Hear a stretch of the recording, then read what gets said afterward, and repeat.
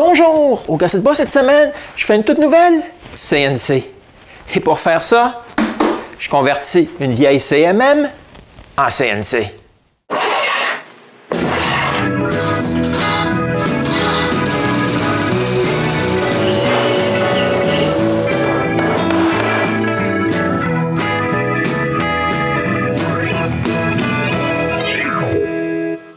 À travers les années, j'ai fait plusieurs modifications sur ma CNC pour la rendre meilleure. Ouais, mais ça n'a pas toujours bien marché. Comme la fois où j'ai mis ce type de vis pour faire bouger le chariot. C'est tellement petit puis long qu'à un certain moment, ça entre tout en oscillation puis ça l'arrête même d'avancer tout seul. Ouais, ma grande tristesse, là, j'ai été forcé de remettre les courroies qui brisent 2 fois par année et aussi, c'est pas vraiment la grande précision. OK, on peut bien voir qu'avec ces vis, c'est pas vraiment mieux. Mais le pire, c'est la flexibilité de toute la CNC. C'est presque pas utilisable pour faire des coupes de précision. J'ai donc décidé de faire une toute nouvelle CNC plutôt que d'essayer de sauver une qui est une cause perdue. J'ai donc acheté d'excellentes vis à billes qui sont installées sur de vrais gros rails. Pierre y est venu à l'atelier pour voir ce qu'on pourrait faire. Mais au début octobre 2020, avant qu'on puisse commencer à faire quelque chose, Pierre me dit d'acheter cette CMM. Si comme moi, vous ne connaissez pas ça, ben, c'est un appareil de très haute précision pour prendre des mesures en 3 dimensions. En fait, c'est une machine qui date de 1990. Juste à regarder la table de granit de 185 mm d'épais, la poutre en granit de l'axe X et tout le reste qui est en fonte, je suis sûr que j'aurai plus de flexion comme avec ces petits bouts d'aluminium extrudés. Par contre, c'est pas gagné. Tout ça a été mis dans ma remorque avec un chariot élévateur et moi, j'en ai pas. Par contre, la base, à 2, ça se laisse porter, mais on arrive à la sortir de la remorque. Pour nous donner une petite chance, je déplace la machine vers l'arrière de la remorque. J'approche ça plus près de la porte et, avec un peu de graisse de coude, on entre la remorque dans l'atelier. J'utilise un palan sur ma première poutre et je lève la CNC juste assez pour pouvoir sortir la remorque. Ensuite, on peut la déposer sur la base.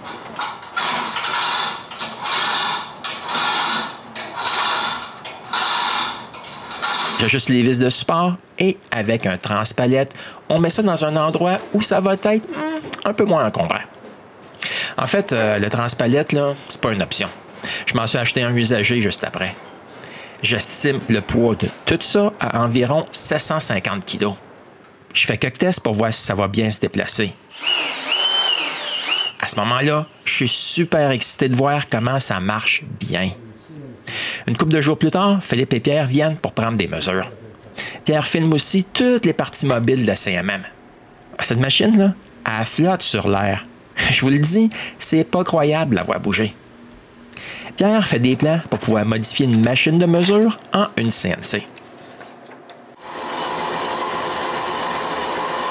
Sur une période de 12 mois, Pierre et Philippe machinent tous les morceaux. J'aimerais bien pouvoir vous expliquer ce qu'ils font, mais pour être honnête, j'en ai aucune idée. La seule chose que je comprends, c'est que Pierre doit enlever plus de matériel que ce qui reste ses morceaux à la fin.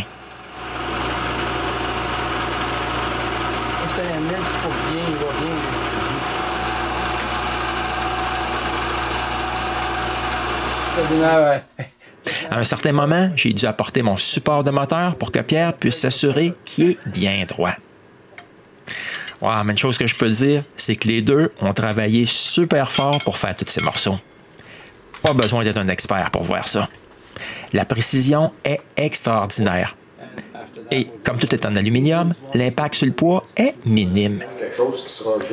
Après presque 1 an, jour pour jour, Pierre revient à l'atelier et installe les morceaux qu'ils ont fabriqués. Tous les morceaux sont machinés pour qu'ils puissent se fixer le plus possible aux ancrages qui sont déjà sur la machine. Avec Philippe, on essaye de poser la vis de l'axe X. Ouais, mais il faut faire des modifications. Pierre installe les braquettes qu'il a faites pour la vis de l'axe Z. Ouais, mais là, il manque des boulons. Il décide donc de coller les morceaux pour la vis de l'axe Y. Ouais, c'est de l'époxy spéciale. Ensuite, on colle les morceaux sous la table. Maintenant que je suis seul, je peux m'occuper du morceau qui va là. Philippe avait essayé de faire une entaille. Ouais, mais ça ne marchait pas. Je vais la faire plus profonde avec la Dremel.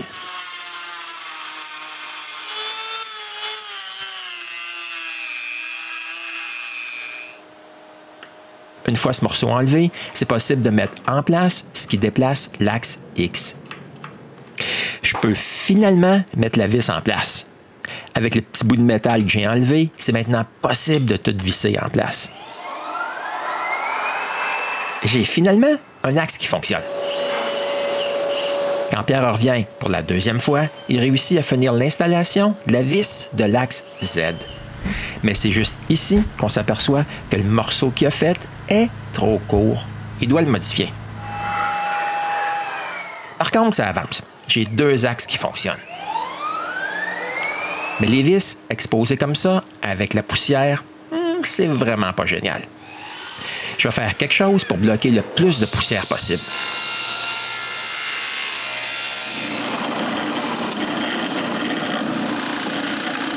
Pour ça, j'utiliserai des balais. Après avoir mis les boulons en place, je peux visser le balai directement sur la vis. C'est un début. Il reste encore pas mal de choses à faire pour empêcher la poussière.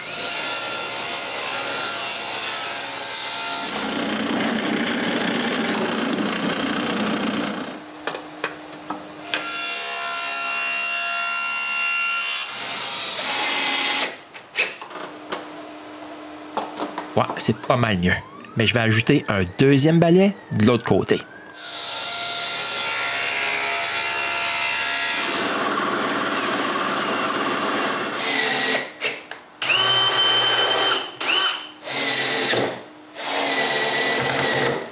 Avec 2 balais, je suis pas mal plus satisfait. J'ai juste à vaporiser un peu de vernis. Ça va empêcher la poussière de coller au bois. J'ajoute des coussins de caoutchouc pour empêcher encore plus la poussière d'entrer. J'en mets en haut et en bas. La première protection est terminée. Il reste celle de l'axe X à faire.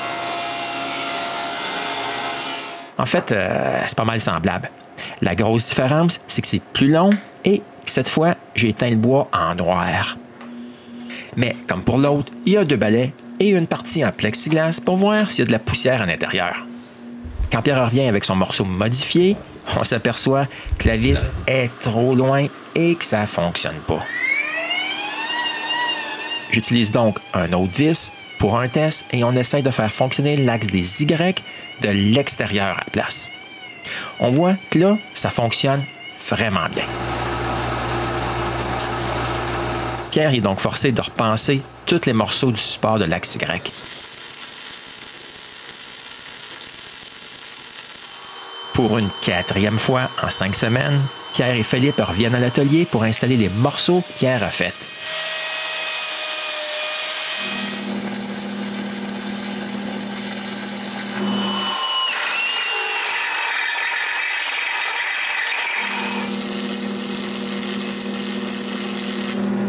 Les ajustements finaux se font ici, comme l'emplacement du trou de support. Il reste qu'à tout boulonner en place. Avec ce dernier boulon, l'axe des Y fonctionne numéro 1.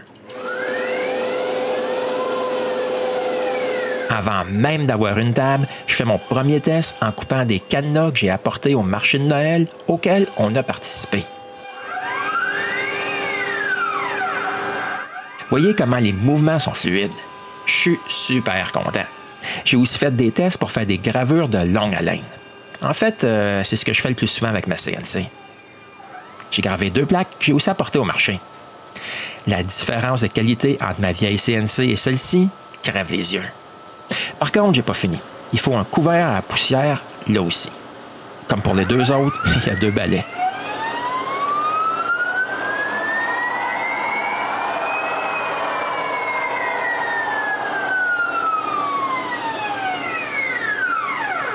Ouais, mais comme c'est une CNC, il y a un peu de poussière ici et là sur la table. Je voudrais essayer d'enlever le plus possible avant qu'elle touche aux pastilles d'air. Je colle des joints de fenêtre sur des bouts de bois. Pour protéger les pastilles, je fais 6 petits balais que je visse à la structure de fonte. C'est pas fini. J'ai besoin d'une table en bois. Pour ça, j'utilise du MDF de 25 mm. La première épaisseur ira ici. Mais je dois percer des trous pour pouvoir la boulonner à la table de granit. Mais comme j'ai maintenant une CNC super précise, pourquoi pas m'en servir pour percer une partie des trous?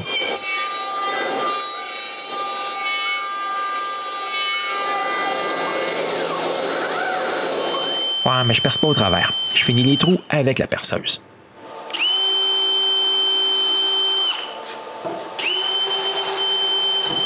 Je boulonne la base sur la table et je perce les 3 autres trous. J'ai la première épaisseur de ma table. Si j'ai pas de problème dans le futur, je remplacerai jamais cette épaisseur. Elle restera fermement boulonnée à la table de granit. Ouais, mais je garantis rien pour cette épaisseur-là. Ça sera la table principale où je vais attacher les choses à machiner dessus. Je commence donc par percer des trous pour les écrous à griffes que je veux utiliser.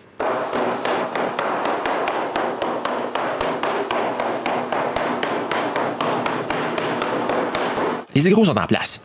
Mais si j'installe la table comme ça, ouais, les trous vont se remplir de poussière en pas grand temps. Je coupe donc des espaceurs.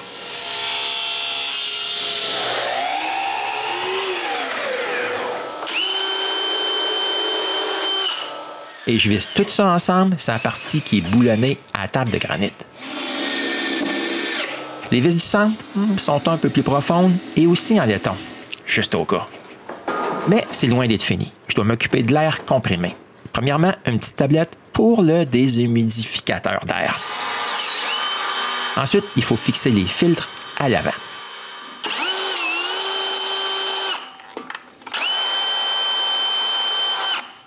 Quand les trous sont filetés, c'est possible de mettre les filtres en place. En fait, il y a plus que des filtres. Il y a aussi une valve électrique pour l'air à un bout et un régulateur à l'autre. Ouais, il y a pas mal de tuyaux d'air sur ma CNC.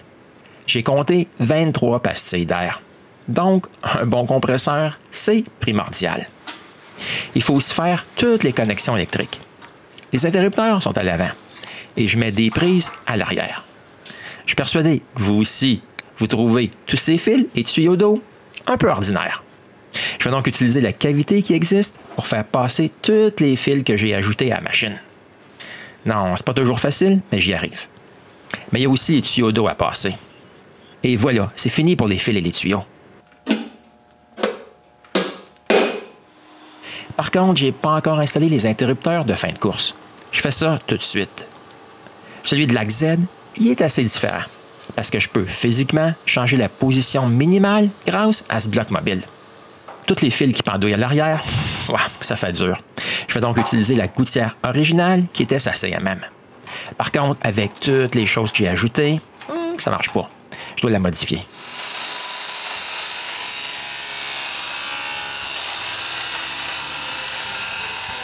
Bon, c'est parfait. Les fils sont pas mal moins visibles. En parlant de cacher les fils, je vais mettre le couvercle original qui allait ici. Pour m'aider à aligner les choses que je vais faire, je brûle une ligne à chaque centimètre sur la table. Pour finir les lignes, je dois pointer le laser vers l'arrière. Je m'aligne sur le coin et je finis les lignes. Enfin, ma nouvelle CNC est terminée. Il ne reste plus qu'à la mettre à sa place.